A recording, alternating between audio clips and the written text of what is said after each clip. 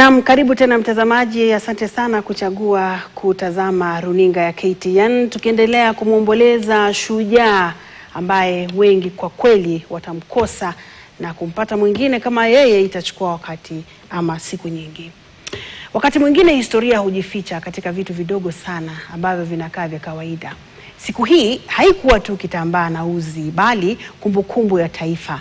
Winnie Odinga alishikilia kwa umakini sana na taadhima kofia nyeupe ya aina ya fedora kama mtoto ambaye anashikilia kilichosalia cha mzazi wake kwenye daraja la mwisho kati ya walio hai na gwiji aliaga dunia. Grace Ng'ang'a anatupa taarifa hiyo.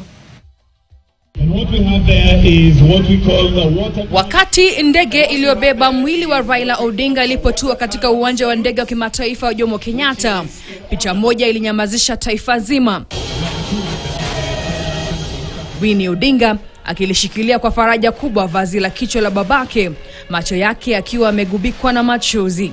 Ilikuwa picha yenye huzuni zaidi mtandaoni siku ya leo, lakini ndani yake kulikuwa na simulizi nzito ya urithi, upendo na historia pana. Kisha katika tukio lingine lenye ishara ya kina ya majonzi, Winnie akichutuma mbele ya mamake akimkabidhi mamake Aida Odinga kofia hiyo. Ilikuwa hali ya utulivu, heshima na takatifu kwa namna fulani.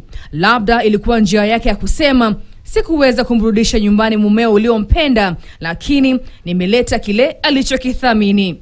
Kofia iliyoshuhudia historia sasa ilipumzika mikononi mwa mwanamke aliyesimama naye bega kwa bega. Mungu amsaidie apate hiyo kiti ambaye anataka. Katika kila hali ngumu, mateso na kufungwa gerezani, kampeni na usiku wa upweke uliojaa wasiwasi. Kwa Aida haikuwa tu kipande cha nguo, ilikuwa kumbukumbu, miaka ya kujitolea iliyoshonwa ndani ya kitu kidogo chenye dhamani kubwa.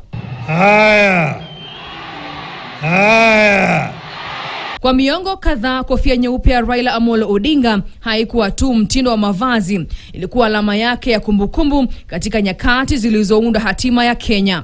Alivaa wakati wa mapambano ya mfumo wa vyama vingi katika mikutano mikubwa iliyotikisa tawala, na siku Kenya ilipotangaza katiba mpya mwaka 2010, matukio yaliyowekwa kwenye kumbukumbu za taifa.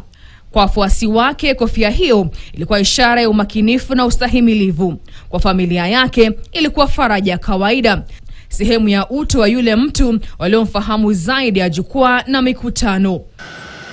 Hivyo basi, Raila alipovuta pumzi yake ya mwisho nchini India, Winnie alichukua kofia hiyo nyeupe. Aliweka kwa upole juu ya jeneza lake kana kwamba alikuwa akimvika taji kwa mara ya mwisho. Na mwili ulipowasili nyumbani, alishikilia kwa hadhi na farja, kama binti anayeshikilia mkono wa baba yake aikataa kuachilia. Kwa Winnie ilikuwa kwa heri. Kofia nyeupe ya Raila huenda iliashiria uwepo wake katika kila hatua kuu ya historia ya Kenya, lakini katika kifo chake sasa inawakilisha muendelezo wa roho yake ndani ya wanawake wanaobeba jina lake, ujasiri wake na ndoto zake. Kwa maana wakati mwingine chombo kimoja tu kinaweza kubeba historia nzima ya mtu, ya familia na ya taifa linalojifunza kusema kwa heri.